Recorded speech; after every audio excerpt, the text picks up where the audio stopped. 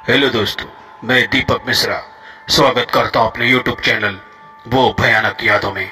दोस्तों, अगर कहानियां पसंद आ रही हैं तो लाइक, शेयर, कमेंट और सब्सक्राइब अवश्य करें। दोस्तों, बच्चे इन कहानियों को ना सुने।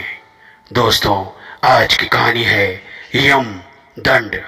जी हाँ दोस्तों, इस संसार के मालिक ने, इस परमेश्वर ने जब से सृष्टि का निर्माण किया, सभी को अलग अलग कार्य सौंप दिया।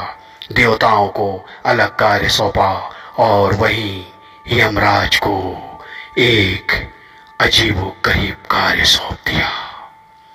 वो कार्य है, जब लोगों की आयु पूरी हो जाए तो उन्हें अपने यमपास में बांधकर यमलोक ले आए और पापियों को तरह तरह के दंड और तरह तरह की यातनाएं देना।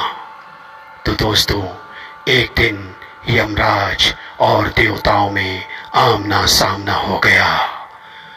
देवता लोग ने कहा, यमराज जी, हमने सुना है कि आप जब चाहें किसी को भी उठा सकते हैं और यमपुरी ला सकते हैं।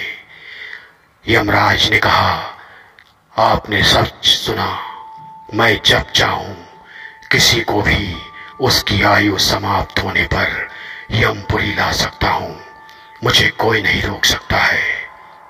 तब देवताओं ने कहा, हम जिसे चाहें बचाना उसे आप कभी भी नहीं उठा सकते हो।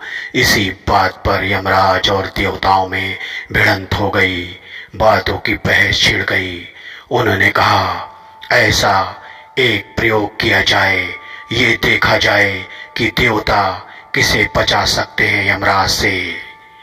यमराज ने कहा, अगर आपको कोई प्रयोग करना है तो आप करके देख लीजिए। तब एक पोपट, एक मिट्ठू, एक जिसे तोता कहते हैं, वह सामने लाया गया और यमराज ने कहा, इसी के ऊपर आप बाजी लगाकर देख सकते हैं कि मेरी शक्ति कितनी है।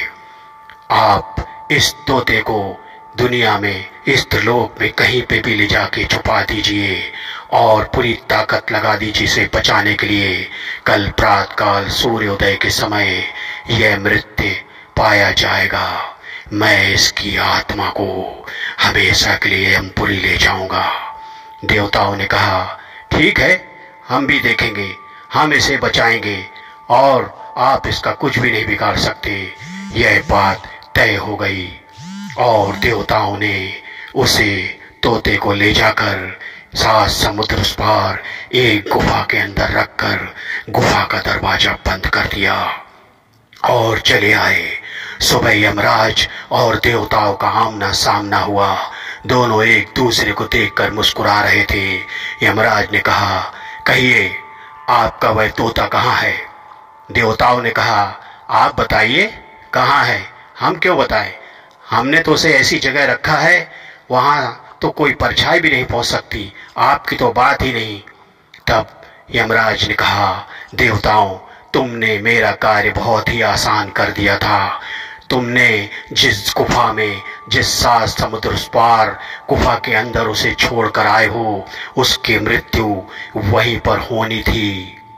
यह बात सुनकर देवता चौंक गए और मान गए यमराज को कि तुम्हें हम प्रणाम करते हैं।